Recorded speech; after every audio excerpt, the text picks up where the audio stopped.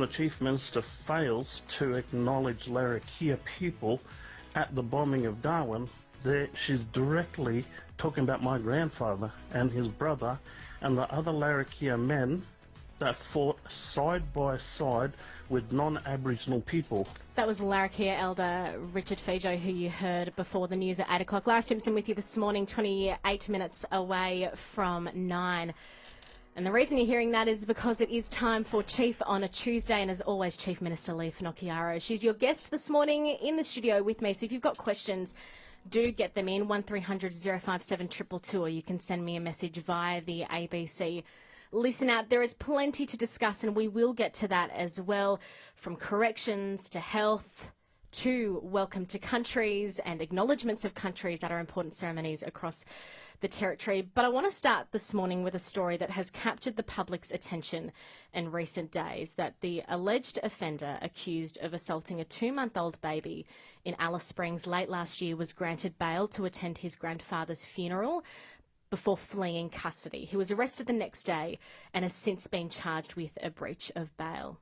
Also last week, a 17-year-old boy allegedly stabbed 2 women, his partner and his cousin, in Yuendumu. He too was out on bail for previous offences. The CLP government was elected on a platform of tackling community safety, and changes to bail laws were a significant part of this platform. Have the reforms fallen flat? Well, Chief Minister Finocchiaro is your guest this morning. Good morning to you. Would it be fair for Territorians to feel like your bail laws don't keep them any safer? Oh, well, I think it's absolutely fair to say that there's more work to be done, and we're as horrified by these recent incidences as anybody else, Lara. It's totally unacceptable, and part of it is obviously judicial discretion. Part of it is, do we need to strengthen the laws even further? And that's what we're looking at right now. Where is the failure in the system on this? Well, your power's limited here, isn't it? Because you have changed the laws, and you said to Territorians that that would make a difference. In these 2 instances, it hasn't. So your power is limited in this case. Well, no, not necessarily. So our laws have made a huge difference. I mean, for example, there are 500 more people in prison today than there were in August last year. So we've taken a very strong approach to law and order. Both things can be true. There are significant number of people in prison that this happened. We changed the bail laws so that we lowered the age of criminal responsibility, and we changed the bail laws so that serious violent offenders have a presumption against bail. We also made it mandatory for electronic monitoring. Now, if our laws need to go even further, we'll absolutely go back into Parliament and change them. I've got no problems with having the strongest laws in the country. It's just a matter of working out where was the failure here, because you do always need to give a little bit of discretion to the judges to take in exceptional circumstances, but I'm not making excuses for them. I think these have failed the public interest test, and it's not in the public interest to have violent criminals out on the street. Well, in bringing public interest, and you've said in another way, community expectations in the courtroom. On that, the CEO of Victims of Crime, NT, he cautioned against this, saying, I wonder which sentiment or section of community expectation of which part of the community, because community is not homogenous, it's very diverse and has diverse views. Do you think judges are making poor decisions and leaving that out? Well, I think that certainly the decision to let the 17-year-old out on bail despite the DPP opposing it defies logic. Are you at risk of seriously interfering with the independence of the judiciary, though, with comments like that? Lara, my job is to reflect the community's will. It is my job to make laws that meet community's expectation. Now, as I've said, all laws carry a level of discretion for the judges. But I'm well within my rights to say, just like everyone else, that it fails to meet community expectation, and ultimately it's people are just outraged by it, and judges need to understand that community will have views on their decisions, and they're the ones making the decisions. They've got to stand by it. Well, let's talk about this. In particular, the instance with this 17-year-old who was bailed to La Germano under very strict bail conditions to attend his grandfather's funeral. I think those are those circumstances, that discretion that you're talking about. He was bailed into the custody of the Department of Children and Families. So it was government staffers, workers who were looking after him, not judges in the court who were looking after him in community. Isn't it the government's fault that No, it is not, because the government said, do not release this young person on bail. Do not send them back on the street. The distinction, though, that I'm making is he was bailed into the custody of government workers. Who's told the judges that they do not... No, you asked me a question, I'm going to answer it, Lara.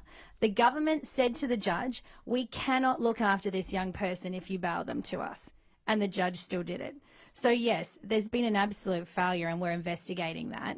But at the end of the day, we will just continue to strengthen the laws until the outcomes we're getting meet community expectation. In the case of this person, the Supreme Court Justice has copped intense online vitriol as a result of this.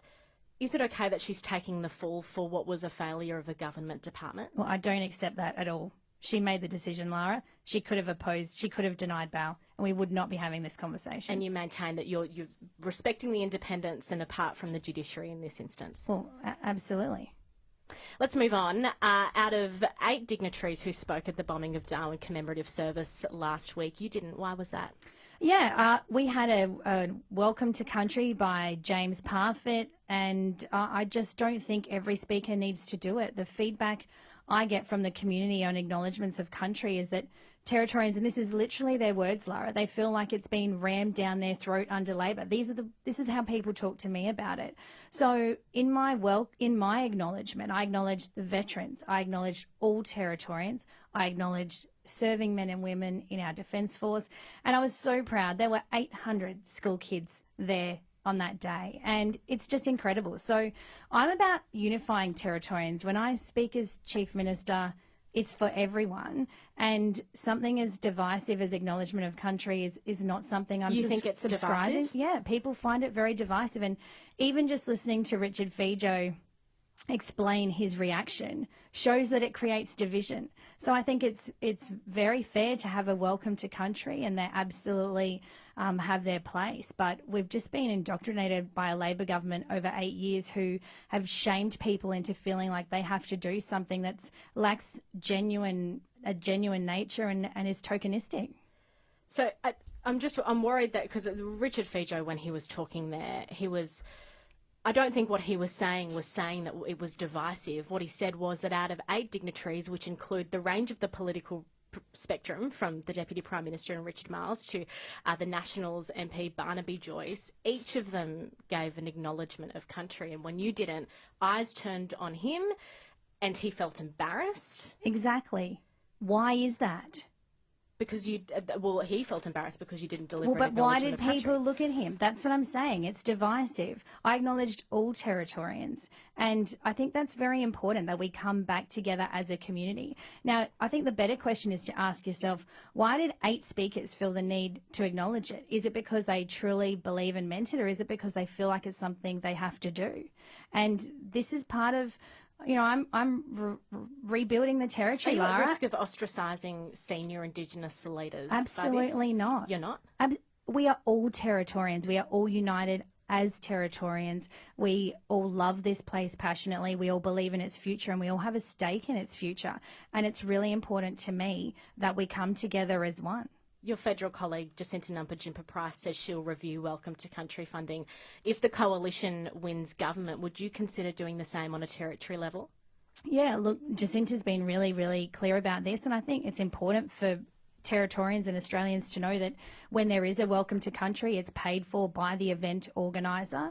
And so, you know, I think absolutely Welcome to Countries have a place, but do I believe that every single speaker has to get up and acknowledge country? No, I just don't think that's a meaningful way to respect our cultural heritage. 20 minutes away from 9 on ABC Radio Darwin, Lara Stimpson with you. The Chief Minister of the Northern Territory, Lara Finocchiaro, is in the studio and is your guest. You can get questions to her on 1300 057 222 or send me a message via the ABC Listen app, and I will get to your questions soon, I promise. But I want to ask you about the closure of the maternity ward at Darwin Private Hospital. But just first to RDH, there's been a series of concerning reports and allegations published in recent weeks, including allegations of serious sexual offences against a senior clinician. What can you say to ease the concerns of residents about what's happening at our public hospital? Oh, look, the people at RDH are amazing. We've got nurses and clinicians and doctors and surgeons doing an incredible job under really difficult circumstances. Now, the last week has been disappointing on a range of levels.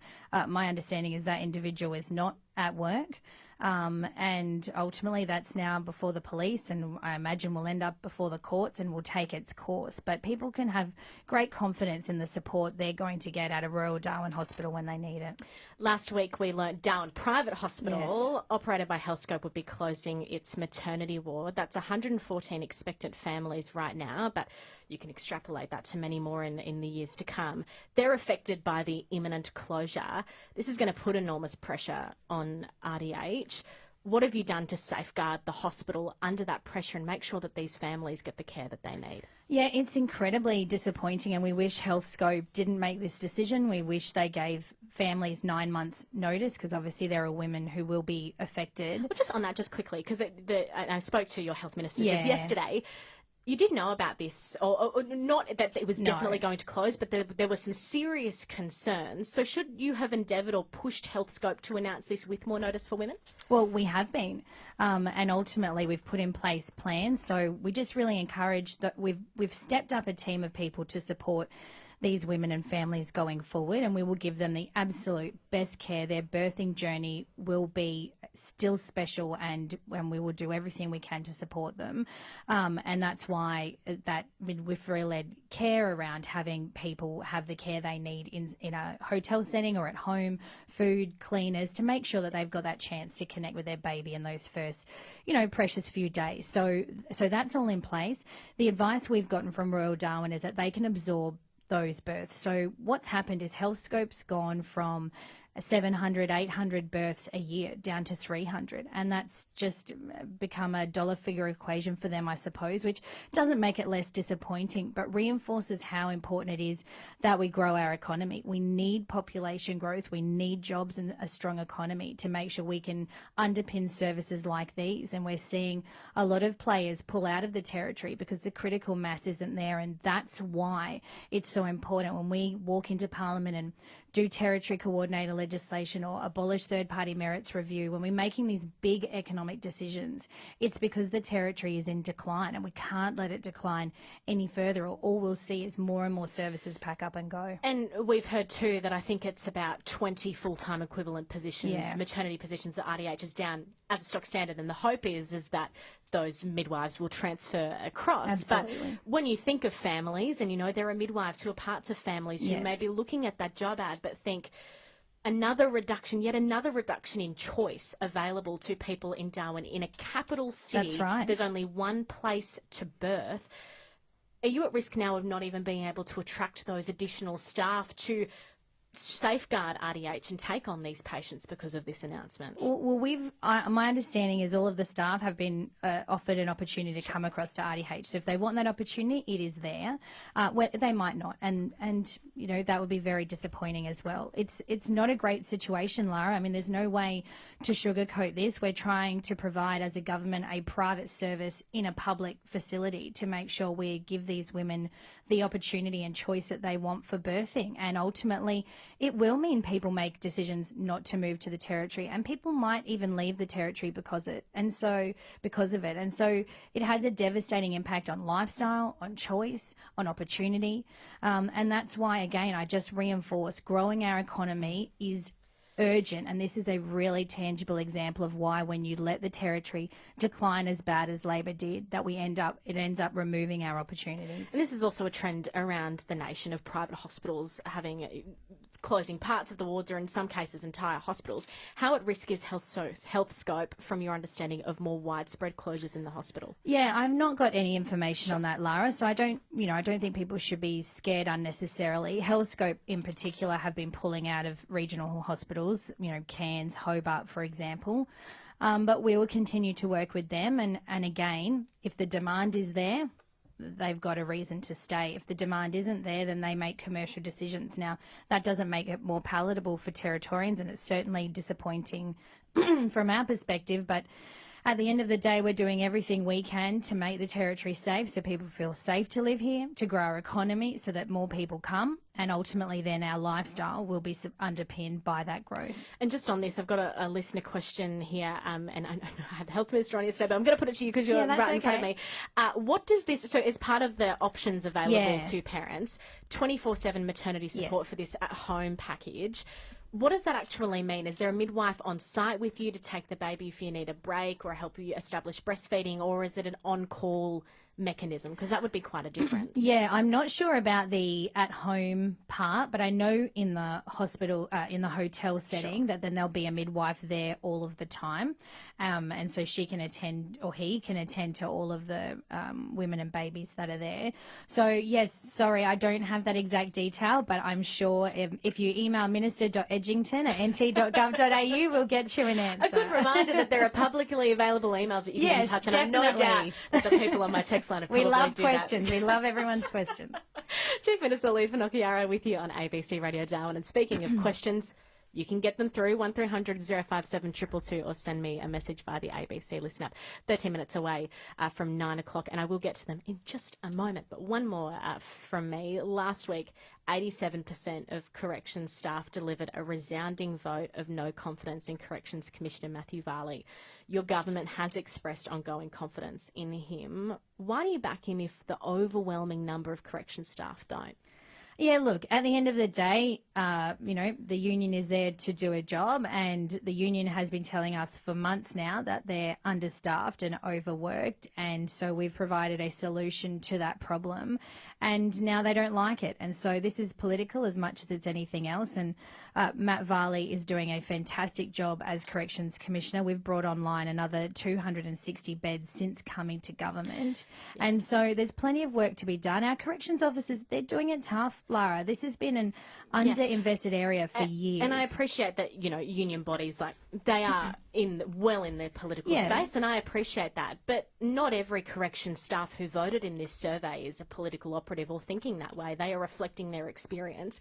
If 87% of them have no confidence in the Corrections Commissioner, that's something not to be brushed over, they would think. It's not about brushing it over. It's about staying the course. We know that through the Infrastructure Master Plan and with this opportunity to bring in experienced corrections staff from interstate to do the jobs that, quite frankly, aren't corrections officer jobs. I mean, this is going to free up not just corrections but police. People, everyday Territorians, need to understand that in about 1 hour's time, down at Palmerston Watch House, there'll be 3 or 4 police cars lining up at the Sally Port, filling the paddy wagon with prisoners, coming all the way back into town here, across the road from ABC at the Magistrates Court, and just shuttling backwards and forwards like a taxi service, moving prisoners who've got to be in court that day. Now, that's not a police job, and it's barely a corrections job. We'd rather our hard-working corrections staff be in our prisons and doing rehabilitation and all of those important jobs, and we'll find people from interstate to be the taxi. Are private officers or these interstate corrections officers, are they currently working in the system? When do you expect the first ones to arrive? Yeah, I'm not sure. There's been a proper tender process, and there's probity in all of those issues, so I'm not involved with it at all. But certainly we'd love to see people on the ground as soon as possible, Lara. We passed it urgently so we could get it moving. And if we could get 20 or 30, I mean, even 10 at this point would be amazing, but if we could get 20 to 30, that will really provide reprieve in the system. To your questions, dear listeners, thanks for your patience. Question for the Chief Minister. When is the dredging happening at Cullen Bay? Wagate Bellion residents are hampered by a ferry schedule that only runs in full for 2 weeks of the month due to low tides, and the boat being unable to float because Cullen Bay is full of sand. The government, this person says, is too lazy to bother dredging Cullen Bay. It hasn't been done since 2017. If a bus route had a damaged road and it couldn't run, the road would be fixed. The same principle should be applied to our one source of public transport. When's it going to happen? That's a tricky question. I don't know the answer to that. I am aware of the issue, and I know Treasurer Bill Yan, this is his area, and they're onto it. So I believe it's been scheduled in, but again, you could email Minister.Yan on that one. please defer to all available email addresses online. Question for the Chief Minister. Given that there were 559 submissions made to the government on the Territory Coordinator Bill, what do the phrases many submissions, several submissions, most submissions, some submissions actually mean in terms of the number of responses that were received? And was she happy with the quality of the report written that was meant to be a report on the consultation of the bill? Why was there no real interrogation of the responses and the report not data-driven? Oh, no, it absolutely was. So about 300 of the 500, it's not exact, but about 300 of the 500 were actually pro forma submissions. So they were all exactly the same.